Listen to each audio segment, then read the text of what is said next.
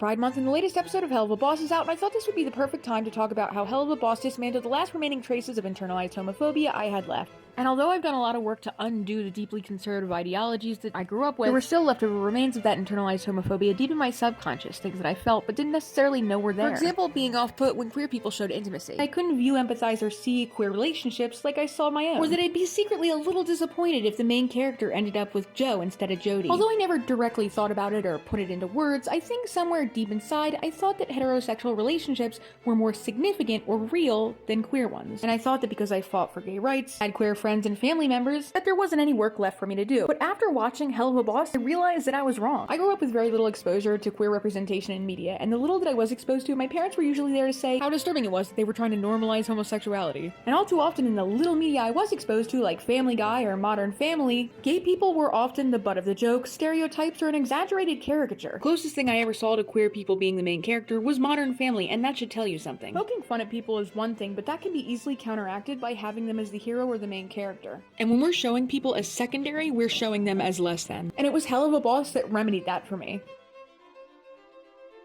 It was important for me to see queer people diversified. As the main character, as the supporting character, as the hero, as the villain, as everyone. Whether we like it or not, the majority of popular media in the 2000s failed to depict gay relationships as complex, intimate, and relatable. And the fact that during that time queerness was a staple of comedy meant that more often than not, they were depicted like this. Hi, fellas. I sure do love being gay.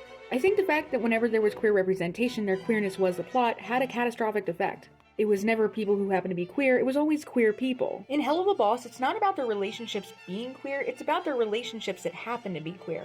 It was important for me to see media that explored their intimacy, the complicated ins and outs of their relationships and love, for me to want them to be together and feel lost when they weren't. I needed to see them as the people that I wanted to be, that anyone would want to be. The relationships are the focus, not the queerness of the relationships.